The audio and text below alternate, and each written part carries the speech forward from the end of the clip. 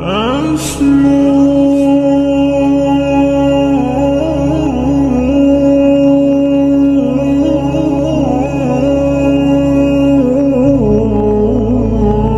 آمنوا، جو لوگ ایمان لائے، وتطمئن قلوبہم بذکر اللہ، اور مطمئن ہوتے ہیں ان کے دل اللہ ہی کی یاد سے. الا بذکر اللہ تطمئن القلوب، آگاہ ہو جاؤ کہ دلوں کا سکون ہے ہی اللہ کی یاد میں. یہ اللہ تعالیٰ نے سکون رکھے ہی اس کے اندر ہے.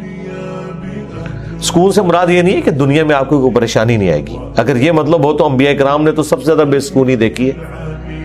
ہر آزمائش اللہ تعالیٰ نے ان کے اوپر ڈالی ہے اور وہ ثابت قدم رہے. مراد یہ کہ اگر کوئی آزمائش آئے گی تو وہ برداشت کرنا آسان ہو جائے گی.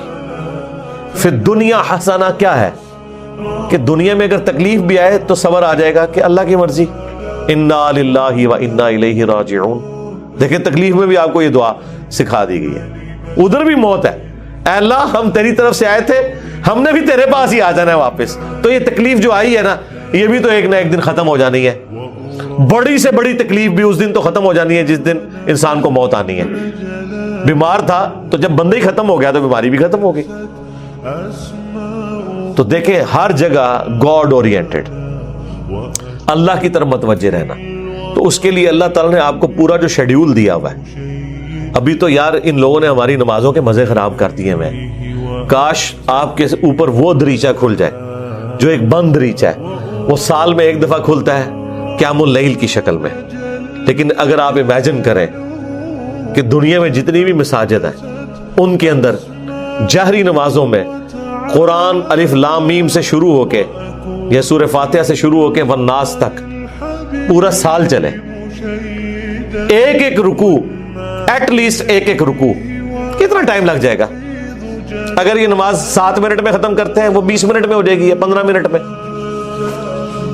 ایک رکوع مغرب کے اندر پہلی رکعت میں، دوسرا رکوع مغرب کی دوسری رکعت میں، پھر عشاء کی رکعت میں اس سے اگلے والا رکوع، اور اس کی دوسری رکعت میں اس سے اگلا، اور اس طریقے سے فجر میں. یہ 6 رکعتیں جو ہیں آپ کی جہرن، 2 مغرب 2 عشاء اور 2 فجر، ان میں قرآن پورے سرکل میں چلتا رہے. آپ کو عربی آتی ہے نہیں آتی اس سے کوئی فرق نہیں پڑتا. آپ کا اسمارٹ فون آپ کے ہاتھ میں ہو اور ترجمے والا قرآن آپ نے اس پہ کھولا ہوا ہو. میں نے تو اس کا ثبوت بھی دے دیا بخاری سے کہ زکوان تابعی حضرت عائشہ کا غلام تھا جو انہیں قیام اللیل رمضان میں کروایا کرتا تھا. وہ حافظ نہیں تھا تو وہ مصحف ہاتھ میں پکڑتا تھا، اما عائشہ اس کے پیچھے رمضان کا قیام کرتی تھی. اس کا مطلب ہے سننے میں زیادہ آسانی اور مزہ آتا ہے بجائے خود پڑھنے کے.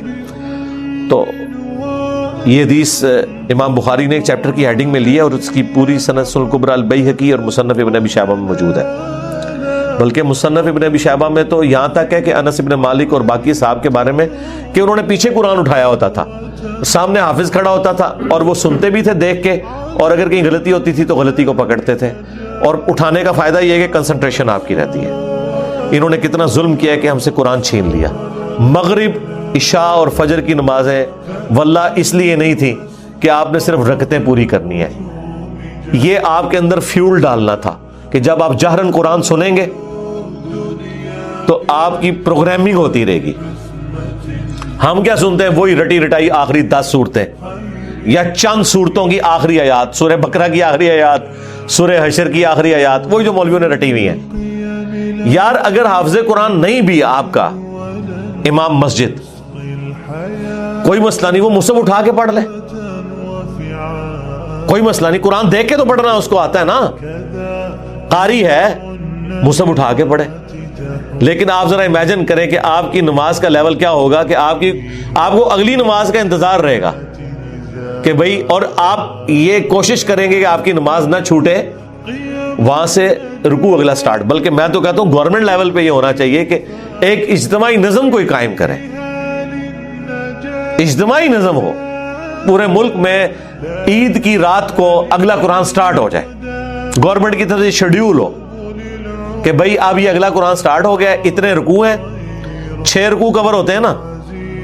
اگر آپ 6 جہرن رکھتے رہیں تو آلموسٹ کوئی 520 کے قریب رکوع بنتے ہیں. ان کو ڈیوائڈ کر لیں تو پورے ملک کے اندر ختم قرآن بھی ایک ہی دن ہو رہا ہو, شمسی اعتبار سے رکھ لیں, تاکہ کوئی شخص دوسرے شہر میں بھی چلا گیا ہے اسے یہ یقین ہو کہ ہاں جی میں فلاں مسجد میں جاؤں گا تو شیڈیول ایک ہی چل رہا ہے. یہ ہم نے دنیاوی کئی معاملات میں اپنے آپ کو مینج کیا ہوا ہے اس طریقے سے. دیکھ لیں KFC آپ امریکہ سے کھائیں, آپ سعودیہ سے کھائیں, آپ جیلوں میں بیٹھ کے کھائیں, آپ کی آنکھوں میں پٹی بندھی ہوئی ہو, آپ کھا کے بتا دیں گے کہ آپ KFC کا چکن کھا رہے ہیں. اس سے قطع نظر کہ آپ دنیا میں کہاں بیٹھے ہوئے ہیں. 66,000 آؤٹ لیٹس ہیں ان کی دنیا میں. یہ بھی پرانا فگر ہے, اب تو پتہ نہیں اس سے زیادہ ہی نہ ہوگی ہوں. ایک ذائقہ دیا نا پوری دنیا کے اندر انہوں نے. اس طرح کے کئی شیڈیول ہیں, اور اگر یہ تھوڑی سی ایفرٹ پٹ کر لی جائے تو سرکار آپ کو کوئی اپنے بچوں کو توحید سکھانے کی ضرورت نہیں ہے. توحید خود بخود وہ سیکھ جائیں گے. پورے دورہ قرآن بھی نہیں ہوگا, انہیں پتا چل جائے گا کہ سب کچھ فراڈ چل رہا ہے. قرآن تو کوئی اور ہی بات کرتا ہے. یہی وجہ ہے کہ جو غیر مسلم ملکوں میں لوگ جاتے ہیں نا, وہاں جب ان کا نان مسلم لوگوں سے واسطہ پڑتا ہے تو پھر ان کو بھی تھوڑی شرم آتی ہے کہ یار وہ جب پوچھتے ہیں ہاں جی اسلام کیا ہو, کہتے ہیں ہم تو پتہ ہی کچھ نہیں. پھر قرآن ترجمے سے پڑھتے ہیں تو آپ دیکھتے ہیں کہ یہاں داڑھی بھی نہیں ہوتی, وہاں سے داڑھی بھی رکھ کے آ جاتے ہیں, نماز بھی شروع کر دیتے ہیں, قرآن بھی پڑھ لیتے ہیں اور گمراہ بھی ہو جاتے ہیں. یعنی ادھر والوں کی نظر میں وہ کہتے ہیں یار یہ کیا کہانیاں تم لوگوں نے, دین قرآن میں تو یہ کچھ اور لکھا ہوا ہے. تو اگر یہ شیڈیول گورنمنٹ کر دے, یہ کوئی مشکل کام ہے مجھے بتائیں. چلے پردہ رکھنے کے لیے اگر کوئی جعلی حافظ بھی ہے, گورنمنٹ کہہ دے کہ ٹھیک ہے جی مصحف اٹھائیں, مصحف اٹھا کے پڑھیں, پردے کا پردہ رہ جائے گا. اگر کسی کو یہی ہے کہ میں تو حافظ بن کے یہاں بھرتی ہوا تھا, ہے کوئی نہیں تھا, کوئی مسئلہ نہیں ہے, مصحف اٹھا کے پڑھیں. پیچھے بھی لوگ ایئر فلائٹ موڈ میں دیکھیں اور ترجمے والا قرآن کھولیں. جب قرات ہو رہی ہوتی ہے اتنا آپ کو ٹائم مل جاتا ہے کہ آپ عربی اور نیچے ترجمہ بھی دیکھ سکتے ہیں. ویسے آپ اگر کوشش کریں نا کہ میں 6 رکوع روز کے ایک جگہ بیٹھ کے ترجمے سے پڑھوں, پھر پڑھ بیٹھے تو سی, کوئی نہ کوئی کام آپ کے آڑے آ جائے گا, کوئی نہ کوئی مصروفیت آڑے آ جائے گی. اسی لیے اللہ تعالیٰ نے اس کو نماز کا حصہ بنایا ہے. یہ لوگ پوچھتے ہیں کہ جی جہرن نمازیں کیوں ہیں, لو سن لو پھر اس واسطے کہ جہرن کہ قرآن کے ذریعے پروگرامنگ آپ کی ہوتی رہے, آپ قرآن سنتے رہے. اور ابھی تو میں آپ کو یہ بتا ہی نہیں رہا کہ نبی علیہ السلام کی نماز کتنی لمبی ہوتی تھی. فجر کی ایٹ لیسٹ 40 منٹ کی آپ کی فجر کی نماز ہوتی تھی. جی ہاں, میں تو ایک ایک رکوع کی بات کر رہا ہوں, وہاں تو پاؤ یا آدھا پارا پڑھنے کی بات ہے یا پارا پڑھنے کی بات ہے. چلے وہ نہیں ہے, ایک رکوع بھی کسی کی ہدایت کے لیے کافی ہے بھائی. 6 رکوع تو کور ہو گئے نا. 6 رکوع کا مطلب ہے کہ ایک پاؤ سے زیادہ اس کا پارا ہو گیا. ہر 4 دن کے اندر ایک پارا ختم ہو جایا کرے گا, ہر 4 دن کے اندر ایک پارا. تو اس کا مطلب ہے کہ یہ ایک مہینے کے اندر آلموسٹ کتنے پارے ہو جائیں گے جی؟ 7 پارے. اور 4 مہینے کے اندر آلموسٹ آپ کا ایک قرآن مکمل ہو جایا کرے گا. تو 4 مہینے میں اگر قرآن مکمل ہو رہا ہے تو سال میں 3 قرآن تو ویسے ہی ختم ہو جائیں گے, چوتھا تراویح میں ہو جائے گا. 4 قرآن آپ کے. تو سرکار ایک سال نہیں, ایک دفعہ بھی قرآن سے کوئی گو تھرو ہو گیا. اور پھر اللہ نے کیا اس میں مزہ رکھا ہے کہ اتنی موٹی کتاب ہے کہ بوریت بھی نہیں ہوتی. آپ جتنا بھی پڑھ لینا, دوبارہ اس سورت تک پہنچنے کے لیے اتنا وقت گزر چکا ہوتا ہے کہ جب آپ وہ دوبارہ پڑھتے ہیں آپ کو بالکل نئی لگ رہی ہوتی ہے. اگر یہ چھوٹی سی کتاب ہوتی ہے تو 2-4 بار پڑھ کے کوئی بوریت والا معاملہ ہو جاتا. لیکن اللہ تعالیٰ نے یہ چیز بھی رکھی, اتنی موٹی کتاب, اور ایک ایک سورت میں ایسی ملٹی ڈائریکشنل چیزیں رکھ دی ہیں, واقعات علیحدہ سے رکھ دیے, حکمت کی باتیں الگ سے رکھ دی, آخرت کا ذکر علیحدہ سے رکھ دیا, ہر اعتبار سے اس میں ٹیسٹ رکھا. تو یہ قرآن ہماری زندگی میں آ سکتا تھا. اور یہ ویڈیو تو میں نے بہت پہلے ریکارڈ کی ہے کہ قرآن کو اپنی زندگی میں کیسے لایا جائے. میرے نزدیک تو اس کے علاوہ کوئی چارہ نہیں ہے. یاد رکھیں, جو چیز آپ اپنی روٹین میں لانا چاہتے ہیں نا,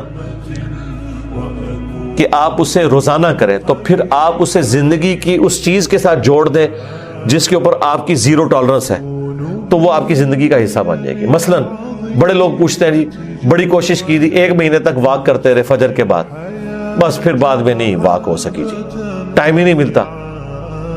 تو میں ان کو کہتا ہوں آپ اس کو اپنی روٹین میں جوڑیں. روٹین آپ کی کیا ہے؟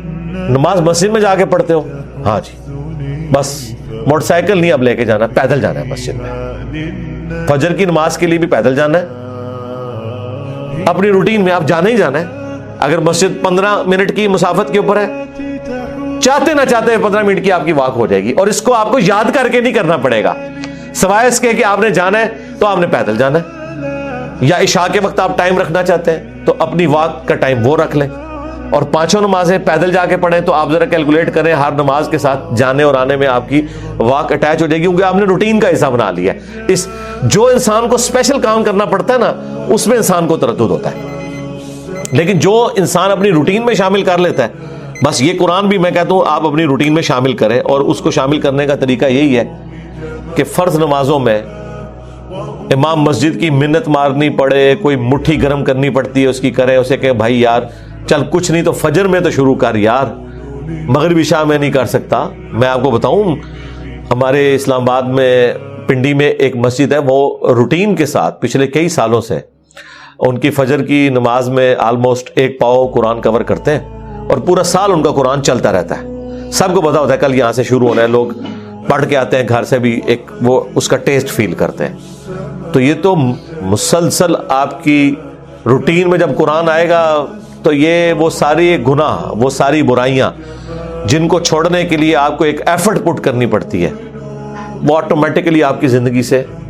نکلتی چلی جائے گی۔ جس طرح آپ نے دیکھا ہے کہ بعض لوگ ایسے ہوتے ہیں بڑی ان کی شاہانہ زندگی ہوتی ہے، لیکن کبھی ان کے اوپر کوئی غم کی کیفیت ٹوٹتی ہے، بالکل بھی زندگی میں سادگی آ جاتی ہے، پھر آہستہ آہستہ وہ دنیا سے ریٹائر ہونا شروع ہو جاتے ہیں، ایک غموں کا پہاڑ گرتا ہے، آخرت اورینٹڈ ہو جاتے ہیں آہستہ آہستہ آہستہ آہستہ۔ اگر آپ خدا کے ساتھ اٹیچ ہو جائیں گے، قرآن کے ساتھ اٹیچ ہو جائیں گے، تو ایٹ لیسٹ گناہ کا تو تصور بھی دور کی بات ہے، آپ اس طرف جانے کا سوچیں گے بھی نہیں، کیونکہ ہر وقت یہ آخرت کی یاد دلانے والی چیز آپ کے سر کے اوپر لٹکتی رہے گی۔ قرآن کی تلاوت سے دلوں کا زنگ کیوں دور ہوتا ہے؟ آخرت اورینٹڈ ہوتا ہے تلاوت سے، اس لیے کہ آپ جب قرآن کی تعلیمات کو سمجھیں گے، ظاہر عربیوں کو تو تلاوت ہی کہنا تھا نا، انہوں نے تو ترجمہ نہیں کرنا تھا نا، اور تلاوت کا ایک معنی فالو کرنا بھی ہوتا ہے، ایک ہوتا ہے قرات کرنا اور ایک ہے اس کے پیچھے پیچھے چلنا۔ تو یہ ترجمے والا قرآن سمارٹ فون نے تو زندگی آسان کرتی ہے۔ میں کہتا ہوں سائنس نے ہماری دنیا تو آسان کی ہے، جو ہماری آخرت آسان کرتی ہے۔ آپ امیجن کریں اس یوٹیوب کی برکت سے صدیوں میں جتنے لوگوں نے توحید قبول کی ہے، چند سالوں میں ہمارے پلیٹ فارم سے کر لی ہے، جو امید ہی کوئی نظر نہیں آ رہی تھی۔ اور یہ آپ نہ سمجھیں یہ لوگ ہیں، یہ نسلیں ہیں، ہاں آپ ان کو ملٹیپلائی کریں تو یہ ساری سائنس کی برکت ہے۔ آج دین کتنا سیکھنا آسان ہے، اور اس پہ عمل کرنے کے لیے آپ کو موٹیویٹ کرنے کے لیے کتنے والنٹیئر اویلیبل ہیں، اگر آپ خدا کے ساتھ کمیٹڈ ہیں۔ اللہ تعالی ہمیں ہر وقت اپنی یاد میں رہنے کی توفیق دے۔ اللہ تبارک و تعالی اپنے ذکر پہ ہمیں استقامت دے۔ اگر آپ کو ہماری ویڈیو اچھی لگی ہو تو ہمارے چینل کو سبسکرائب ضرور کریں